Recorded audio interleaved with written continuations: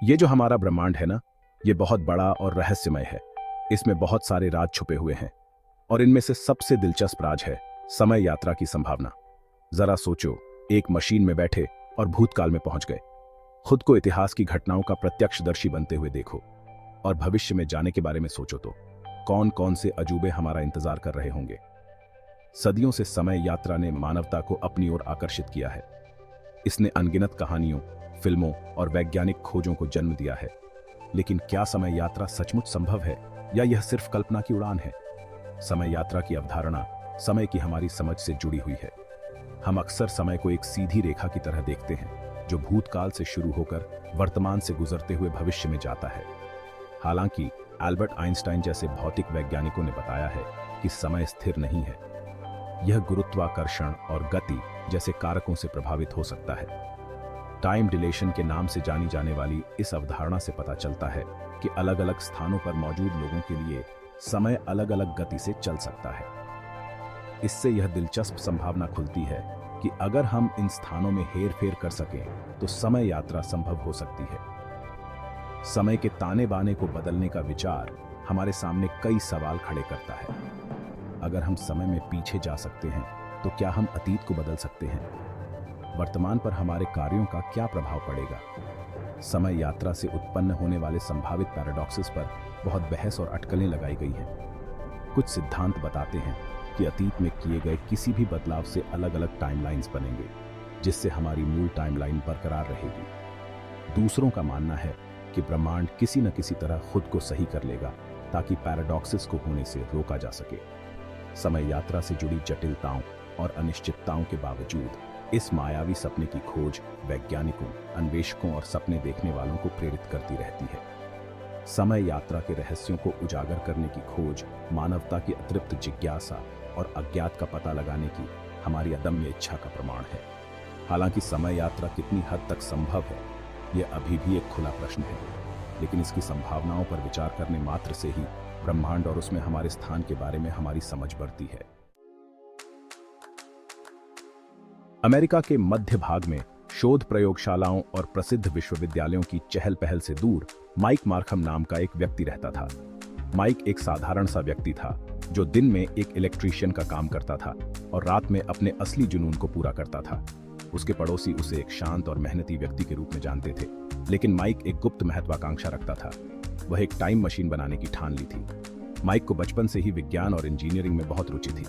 वह घंटों इलेक्ट्रॉनिक्स के साथ छेड़छाड़ करता रहता, पुराने रेडियो और टीवी को खोलकर देखता और चुनौती के लिए उन्हें फिर से बनाता। उसका शयन कक्ष उसकी जिज्ञासा का प्रमाण था, जो तारों, सर्किट बोर्डों और आधे अधूरे गैजेट से भरा हुआ था। जब उसके साथी बेसबॉल खेल रहे होते थे या डेट पर जा रहे होते थे, तब माइक भौतिकी की पाठ्य पुस्तकों और विज्ञान कथा उपन्यासों पर झुके हुए मिलते थे और उसका दिमाग ब्रह्मांड की संभावनाओं से जगमगाता रहता था। जैसे जैसे माइक बड़ा होता गया, विज्ञान के प्रति उसका जुनून और बढ़ता गया। उसने स्थानीय सामुदायिक कॉलेज में दाखिला लिया और इलेक्ट्रिकल इंजीनियरिंग के अपने पाठ्यक्रमों में उत्कृष्ट प्रदर्शन किया। उसके प्रोफेसरों ने उसकी स्वाभाविक प्रतिभा और अतृप्त जिज्ञासा को तुरंत पहचान लिया और अक्सर जटिल सिद्धांतों और समीकरणों पर चर्चा करने के लिए उसके साथ कक्षा के बाद देर तक रुकते थे। माइक एक स्पंज की तरह ज्ञान सोखता रहा। बिजली, चुंबकत्व और ब्रह्मांड को नियंत्रित करने वाली मूलभूत शक्तियों के बारे में वह सब कुछ सीखने के लिए उत्सुक था जो वह सीख सकता था। अपनी शैक्षणिक सफलता के बावजूद माइक ने टाइम मशीन बनाने के अपने बचपन के सपने को कभी नहीं छोड़ा। वह जानता था कि यह एक कठिन लक्ष्य था, एक ऐसा लक्ष्य जिसे बहुत से लोग असंभव मानेंगे, लेकिन उसके अंदर कुछ गहरा था, अटूट विश्वास की एक चिंगारी जिसने उसके दृढ़ संकल्प को बढ़ावा दिया। वह अपनी कार्यशाला में लगातार काम करता रहा, विभिन्न अवधारणाओं और डिजाइनों के साथ प्रयोग करता रहा, हमेशा समय यात्रा के रहस्यों को उजागर करने की कुंजी की तलाश में लगा रहा। माइक का समय यात्रा की दुनिया का सफर एक किताब से शुरू हुआ। कोई सोचेगा कि वह कोई विज्ञान कथा उपन्यास होगी, लेकिन ऐसा नहीं था। वह एल्बर्ट आइंस्टाइन की जीवनी थी। जैसे जैसे माइक ने आइंस्टीन के सापेक्षता के सिद्धांतों को समझना शुरू किया, वह स्पेस टाइम की अवधारणा में दिलचस्पी लेने लगा। आइंस्टीन के काम ने सुझाव दिया कि समय और स्थान अलग अलग नहीं है, बल्कि एक ही चीज के दो पहलू हैं। इस एहसास ने माइक की कल्पना में एक आग लगा दी। जीवनी में एक खास पैराग्राफ ने माइक का ध्यान खींचा। इसमें प्रकाश की गति से यात्रा करने वाली एक ट्रेन के बारे में आइंस्टीन के विचार प्रयोग का वर्णन किया गया था। आइंस्टीन ने कहा था कि ट्रेन में बैठे यात्रियों के लिए समय धीरे चलेगा, जबकि बाहर खड़े लोगों के लिए समय सामान्य गति से चलेगा। टाइम डिलेशन के नाम से जानी जाने वाली यह अवधारणा माइक की समय यात्रा की समझ की आधारशिला बन गई। माइक ने तर्क दिया कि अगर गति से समय को बदला जा सकता है तो शायद इसे किसी और तरीके से भी बदला जा सकता है। आइंस्टीन के काम से प्रेरित होकर माइक ने खुद को विद्युत चुंबकत्व के अध्ययन में डुबो दिया। उसने अनगिनत किताबें और लेख पढ़े और बिजली, चुंबकत्व और स्पेस टाइम के बीच संबंधों के बारे में हर संभव जानकारी हासिल की। उसने फैराडेज लॉ ऑफ इंडक्शन के बारे में सीखा, जिसमें कहा गया है कि बदलता हुआ चुंबकीय क्षेत्र विद्युत धारा को प्रेरित कर सकता है और इसके विपरीत बदलती हुई विद्युत धारा एक चुंबकीय क्षेत्र बना सकती है। बिजली और चुंबकत्व के बीच इस पारस्परिक संबंध ने माइक को एक विचार दिया।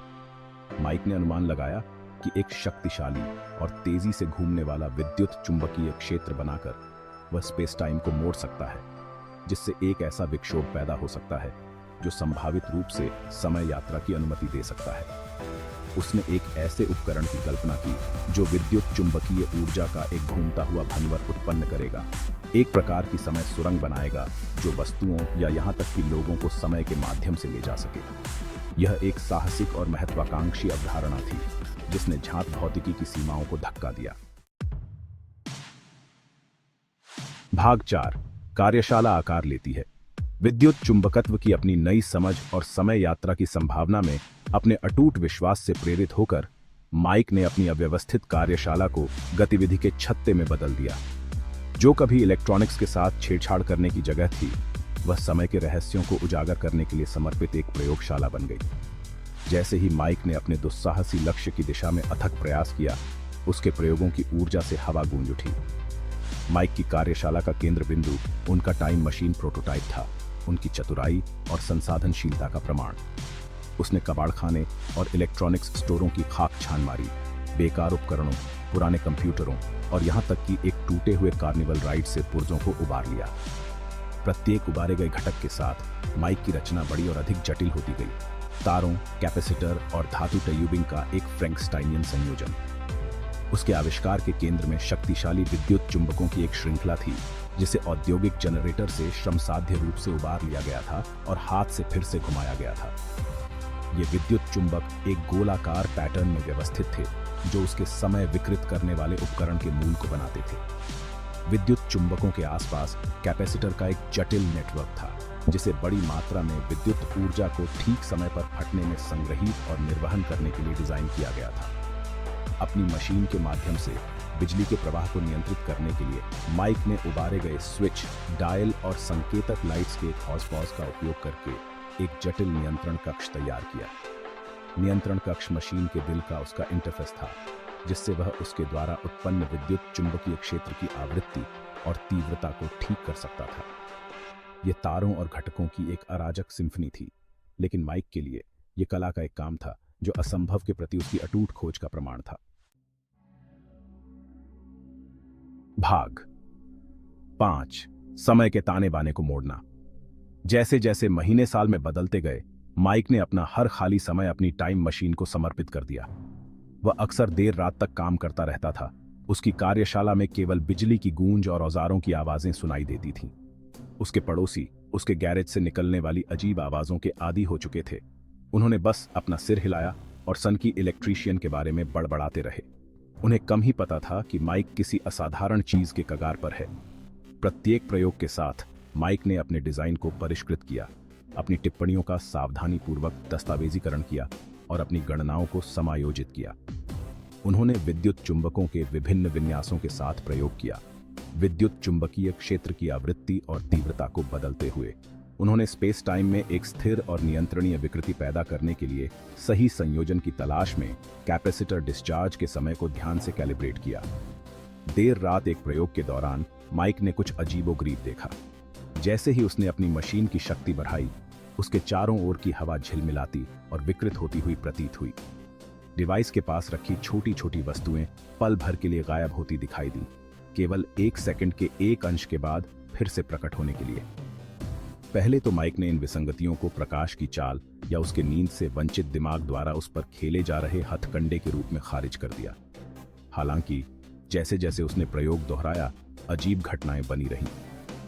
इन शुरुआती परिणामों से उत्साहित होकर माइक ने विश्वास की एक छलांग लगाने का फैसला किया। उसने अपनी टाइम मशीन के केंद्र में चेंबर के अंदर एक छोटी घड़ी रखी और डिवाइस को सक्रिय कर दिया। हवा में ऊर्जा की दरार आ गई और कमरा एक भयानक नीली रोशनी से नहा गया। एक पल के लिए तो सब कुछ थम सा गया। फिर जैसे ही अचानक यह शुरू हुआ था, प्रकाश फीका पड़ गया और मशीन की गूंज कम हो गई। माइक सावधानी से कक्ष के पास गया और अंदर झांका। घड़ी गायब थी।